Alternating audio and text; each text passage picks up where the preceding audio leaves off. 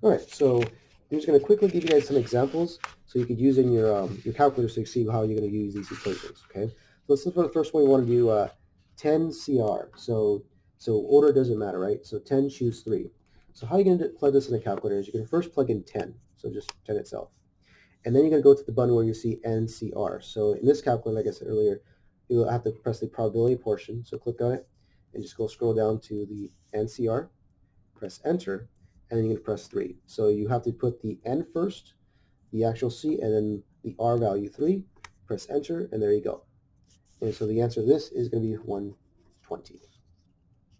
And then you do the same thing for P. So this one we want 5, so you do 5 first. Go to your probability. So this says math and probability.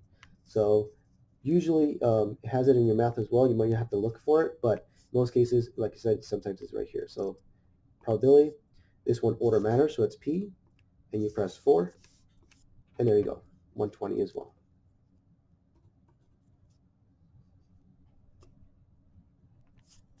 Okay, we got one more. We can try one more just in case. Let's say 50, choose, I don't know, let's say 35. So really, really big number, so you can see how this works. So 50, probability, and it's C, and then 35. Really, really, really, really big numbers, right, when it comes to it. So that's the reason why you do not want to use the formula, because sometimes these numbers get dramatically big when it comes to it, okay? And it gets a little confusing when it comes to it as well, right? So just quick little, illustrations how to use a calculator in itself, okay? All right, so now what we're going to do is put this to work. So when does order matters and order doesn't matter? How do you figure out this kind of stuff, okay? So we're going to do some lottery stuff, right? You can see you guys, play the lottery. So the lottery exists where balls numbers 1 through 17 are placed in an urn. To win, you must match the 6 balls chosen in the correct order. How many possible outcomes are there for this game? Okay, so the first thing you want to do is figure out, does order matter or order does not matter? That's the key thing when it comes to it. Okay, so as you guys read this question, does anything pop out that tell you order matters or order doesn't matter? And hopefully it does, right? So notice it says we have to choose it in the correct order. So order matters. So therefore we're using NPR, right, when it comes to it. So next thing we figure out is two numbers. What is our N and what is our R? So we're choosing numbers. So what's the total number of numbers we can choose from? So 1 through 17, so 17 total. And how many of those numbers are we choosing? Well, it says to win, we match the 6 balls, right? So it's choosing 6 of them. So in our calculator, it's going to be 17P6 itself. And then from there, we just figure out that portion, right? So how many combinations? So we do 17, order matters, so it's P, and then 6, and that is a huge number, 8910720. So almost 9 million. So there's almost 9 million outcomes that are actually possible. Crazy, huh? So believe it or not, the probability of you winning is 1 over that number, winning this lottery. Super, super small, okay, comes to it. All right, so this one order matters. So this one, let's say 5. So someone went to a horse race and placed a bet. He must correctly select the horse that comes in first place and second place in the correct order. If he selects 2 horses out of 20, what is the probability of winning? So again, same thing. We want to figure, does order matters or order doesn't matter? And if you guys do the top, hopefully you guys notice this one also does matter, right, when it comes to it. So again, we're going to use NPR, and we just have to figure out N and our R. So N, since we're talking about horse races, how many total horses can you choose from? 20, and we're choosing 2 of them. So it's going to be 20P2 as our question. So go to our calculator, 22, so 380. Now, we're actually not done, right? So it asks us, what is the probability of winning? So the probability of winning is 1 over this number. So 1 over 380. Remember, right, this is only the sample space, right? This is only the bottom number. So Most of the time they'll ask you how many outcomes, or just a sample space. But if they ask you for the probability, you must give it to me in a probability portion, right? Because this is not a probability. That's just the sample space itself. All right, so question 6 down here. So in order to win the lottery, you must select 6 different numbers from 1 through 50. You must win the lottery. You win the lottery if the same 6 numbers are drawn in any order. Find the probability of winning the lottery.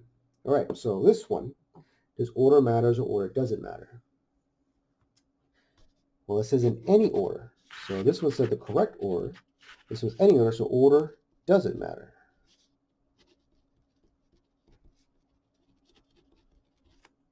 So this one's going to be using C. So N, C, R instead. Okay. All right, so in that case, we're going to figure out N and an R.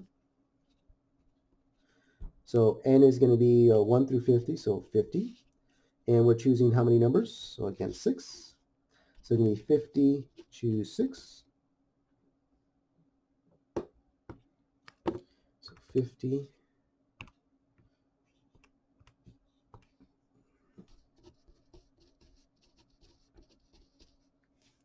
Really, really big number, right? So the probability of winning is 1 over that number. Okay. All right, so hopefully you guys get the gist of when order matters and order doesn't matter, and able just to plug this in the calculator. So notice pretty much all the work is the calculator when it comes to it. It makes it much easier to deal with, and just using the equation itself, it gets far more difficult and it's much more error-based when it comes to it. So using a calculator just does most of the work for us itself, and we just got to figure out 2 things, right? Order matters or doesn't matter in this case. Okay. Now the last thing in this section is going what if we have non-distinct objects? So non-distinct objects is again, if we have marbles, right? If I have 3 black marbles and 3 blue marbles, well, each marble of the black ones are the same, right? Each blue marbles of blue are all the same. So there's nothing to identify differences, right, when it comes to it, unlike the horses or the tickets and stuff like that. So the most common distinct of non-distinct objects corresponds to like words like self, right? Like the word Mississippi, marbles in the bag. So those are the most common ones when you use this equation itself. And it's not too bad as well when it comes to it. We just got to do, actually, yeah, we'll do this portion. Just give you a quick little scenario how this is going to work, okay? All right, so in this case, the number of permutations of n objects in which n1 are the first kind, n2 are the second kind, and so forth down the line. So this is the actual equation for that one. Unfortunately, your calculator cannot do this for you. So we actually have to do this by hand itself, okay? Now, maybe wondering what in the world those exclamation marks actually mean, okay? So those exclamation marks are pretty straightforward. I gave you guys a definition I skipped over earlier, and it's right here. So basically it means you're multiplying every number times everything before it. That's it. Quick scenarios like this, like 5 factorial. It's called a factorial is 5 times 4 times 3 times 2 times 1. That's it. It's very simple. That's it. So let's say 6 factorial is 6 times 5 times 4 times 3 times 2 times 1. That's it. It's just that number times everything before it to 1. Pretty straightforward, right, when it comes to it. So here's a quick little example. It's not too difficult when it comes to it. So n factorial is, so n on the top is how many letters or the total sample space, and each individual n represents how many individual objects we actually have. Okay, so it's far easier to do an example and more complicated when it comes to the actual equation. So let me show you what's going on here. So the question is, how many permutations can be made by the word Mississippi? Okay, so what we want to do is the big N on the top is how many actual letters we have in the word Mississippi, okay, in this case. So just quickly, write down. So 1, 2, 3, 4, 5, 6, 7, 8, 9, 10, 11. So you have 11 words, or sorry, 11 letters. Okay? So all these N1s and N2s and N3s that you see on the bottom are the individual letters themselves. So for example, we have M, so let's say M, all the M's are N1, all the I's are N2, all the S's are N3, and we have P, so all the P's will say N4. I think that's all the letters we have. Okay. And now what we do is we're going to write down how many of each letter we actually have. So for M's, we only have 1. For I's, we have 1, 2, 3, 4. S's, we have 1, 2, 3, 4. And then P's, we have 2.